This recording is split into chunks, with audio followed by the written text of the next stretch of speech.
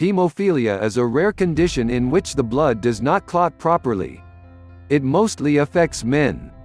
Proteins called clotting factors work with platelets to stop bleeding at the site of an injury. People with hemophilia produce lower amounts of either factor VIII or factor X than those without the condition. This means the person tends to bleed for a longer time after an injury, and they are more susceptible to internal bleeding. This bleeding can be fatal if it occurs within a vital organ such as the brain. There are currently about 20,000 people living with hemophilia in the United States. Causes hemophilia is a blood clotting disorder. In hemophilia, the blood does not clot as it should. Hemophilia is normally an inherited disorder. A person is born with it. It happens because of a defect in one of the clotting factor genes on the X chromosome. Hemophilia tends to occur in males, since the gene can be passed from mother to son. Males typically lack a second X chromosome, so they are unable to make up for the defective gene. Most females have XX sex chromosomes while most males have XY sex chromosomes. Females may be carriers of hemophilia, but they are unlikely to have the disorder. For a girl to have hemophilia, she must have the abnormal gene on both of her X chromosomes, and this is very rare. Sometimes, hemophilia is acquired because of a spontaneous genetic mutation. The disorder can also develop if the body forms antibodies to clotting factors in the blood that then stop the clotting factors from working. Von Willebrand disease (VWD) is another genetic bleeding disorder in which patients are prone to frequent bleeding such as nosebleeds, bleeding gums, and excessive menstrual periods. It affects around 1% of the American population. Unlike hemophilia, VWD affects men and women equally. Like hemophilia, the severity of VWD depends upon the level of the blood protein. The lower the level of protein in the blood, the more severe is the bleeding. Types: there are two major types of hemophilia, type A and type B. In hemophilia A, there is a lack of clotting factor VIII. This accounts for about 80% of hemophilia cases. About 70% of people with hemophilia A have the severe form.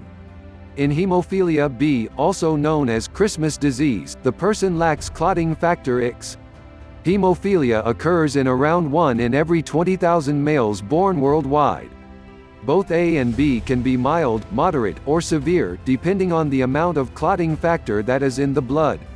From 5 to 4%, of normal clotting factor is considered mild, 1 to 5% is moderate, and less than 1% is severe. Symptoms: hemophilia symptoms include excessive bleeding and easy bruising. The severity of symptoms depends on how low the level of clotting factors is in the blood. Bleeding can occur externally or internally. Any wound, cut, bite, or dental injury can lead to excessive external bleeding. Spontaneous nosebleeds are common.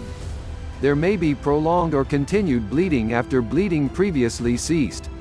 Signs of excessive internal bleeding include blood in the urine or stools, and large, deep bruises. Bleeding can also happen within joints, like knees and elbows, causing them to become swollen, hot to the touch, and painful to move. A person with hemophilia may experience internal bleeding in the brain following a bump on the head.